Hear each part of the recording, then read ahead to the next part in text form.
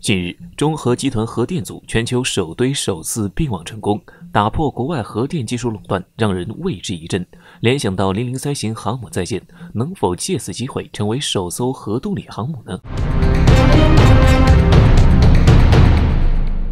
据环球网11月27号援引中核集团官方微信公众号文章，11月27号0时41分，中核集团福清核电5号机组华龙1号全球首堆首次并网成功，标志着中国成功打破国外核电技术垄断，正式进行核电技术先进国家行列，从核电大国转变为核电强国。核电重器试验成功，正逢003航母在建，003航母能否借此机会从常规动力转变为核动力呢？据报道，中核集团研发的华龙1号技术上的创新，让华龙1号彻底打破国外核电技术垄断，实现核心零部件均已实现国产，真正意义上具有完全自主知识产权的3代压水堆核电创新成果。这一研发可以称之为国之重器。那么，华龙1号的核电技术创新研发能否用在003航母上？不画虚无的大饼。实话说，003航母开建之初，动力舱布局肯定是规划好了，只能说没赶上时候，赶不上003航母建造规划。其次，民用核电动力技术突破转军用，还需要层层试验，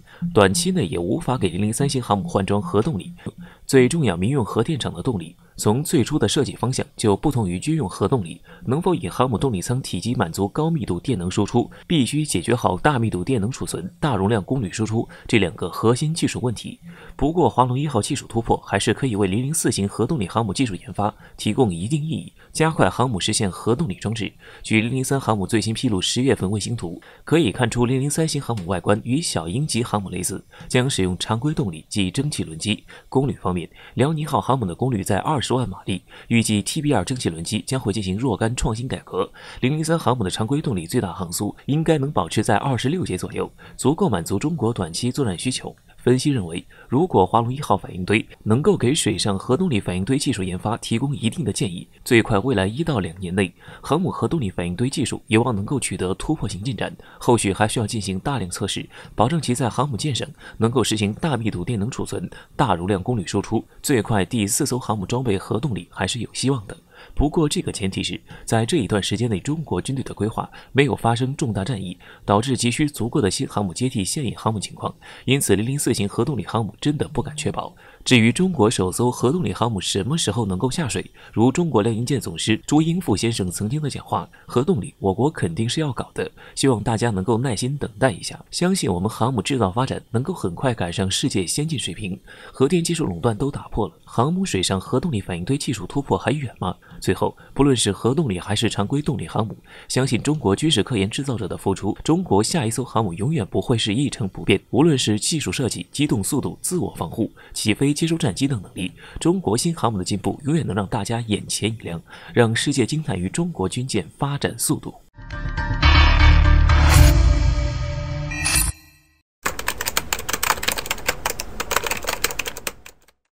近日，伊朗核之父遇袭事件轰动国际，伊朗总统已经表示将采取行动报复，而这对象究竟是美还是伊朗？俄罗斯专家道出不一样的凶手。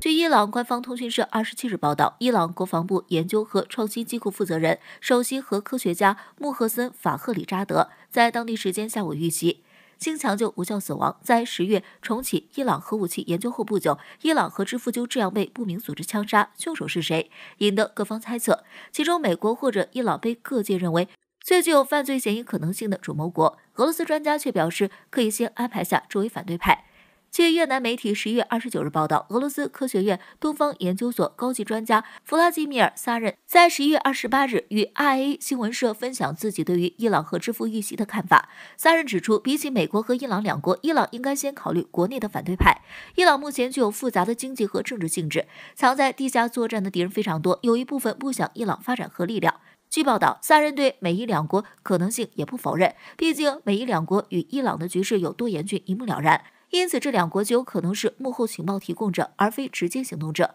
分析认为，即使美国和以色列的两国没有直接行动，此次袭击者的情报信息提供也肯定少不了美国和以色列。不过，在非战时期，袭击他国科学家的行为与恐怖袭击无异。目前，国际上对于此次袭击都表示强烈谴责，无论凶手主谋是美国还是以色列，都不可能有人站出来承认这次恐怖袭击。经过这次袭击，伊朗内部和周围的反对派肯定也将受到清理。据悉，考虑到目前局势，目前网友主要猜测还是凶手主谋是美国在背后操纵，出钱出情报，以色列出力下杀手。早在11月24日，美国福布斯11月24日发布报道，美国专家称，美军2架 B-25轰炸机从北达科特州飞往波斯湾，是在警告伊朗不要制造核武器，不然后果自负。同时，在伊朗核之父法赫里扎德遇袭之后，越南网站在11月29日报道称，法赫里扎德的死亡让波斯湾的局势变得异常火热。美国紧急派遣了由核动力航母尼米兹号领导的航空母舰打击小组到波斯湾，这被认为是美国对于伊朗的以色列镜头降智言论回应。另外，除了航母打击编队，美军还增加了 P-8塞东巡逻机，对波斯湾展开空中侦察活动，并试图利用阿联酋和沙特阿拉伯等联国的空域来搜索该地区的可能存在的伊朗军舰和潜艇。同时，一批 F-16战斗机和一架美国空军的波音 KC-135空中加油机开始对波斯湾中立水域的无人机发起攻击。这剑奴把攻局势仿佛大战一触即发，已经不是凶手是谁问题，而是伊朗已经不会明确区分此次袭击是美国还是以色列做的。据美国国会研究服务处伊朗研究学者肯尼斯·卡兹曼分析，未来伊朗将用实际行动来报复美国和以色列。2020年末将至，以年初美伊冲突拉起一年，年末也就有可能以两国冲突结尾。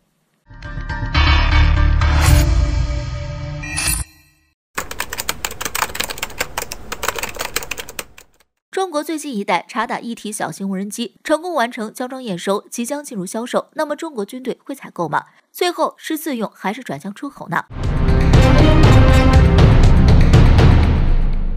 要说无人机自从开始显露正式战力后，可算是越来越受欢迎了。而中国在这方面不说第一，也是响当当的。而最近中国当年在珠海航展惊艳亮相后就消失无踪的金雕 CR500 无人机，终于透露新消息了。据中国兵器工业集团官方消息，近日该公司独立研发生产的金雕 CR500 无人机直升系统成功完成系统交装验收。金雕 CR500 无人机直升机系统是根据军贸需求研制的一款无人机，注意了军贸2个字，说明这就是实打实的面对军需贸易了。也就是说，有自用和出口的选择，那么最后是2选1，还是一起上？那就要先了解一下这个产品的性能。金雕 CR500 无人机最早出现在2016年的珠海航展上，当时除了一个模型啥都没有，但是还是引起了不少人的兴趣，毕竟能上的就没有太差的。当年这架无人机两侧就携带了2枚导弹，后来再出现就是2018年的珠海航展了。2年时间从模型到实体，再到现在的准备销售了，4年时间成功完成。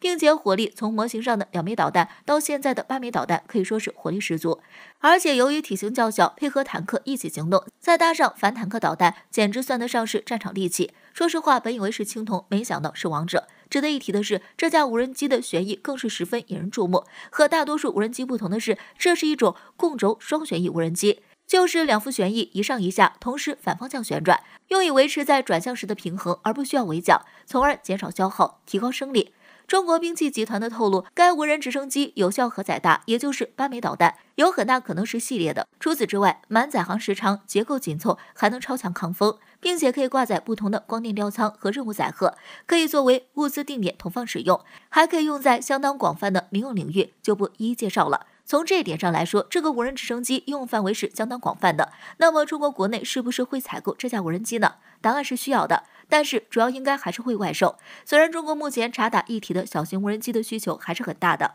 毕竟现在察打一体无人机大多数都是大家伙，但是市场总归是只有这么大的。中国目前透露出的小型察打一体无人机就有河豚系列和天翼等等。不过虽然天翼目前还没有正式完成，但是河豚系列也是不差的，还有其他一些无人机，所以中国自己其实是很有可能会采购这架无人机的，但是不会太多，毕竟一个国家的需求量再多，也要考虑的更多。对比下来，出口的可能性会更大。而且以目前中国在全球无人机市场上的占比，说实话，这家也很有可能就会出口。毕竟，第一，中国目前无人机在喷涌式增长，而国内市场就这么大，如果不是竞争力特别大的，那么还不如开拓国外市场，并且性价比在国外也能占据上不小的市场份额。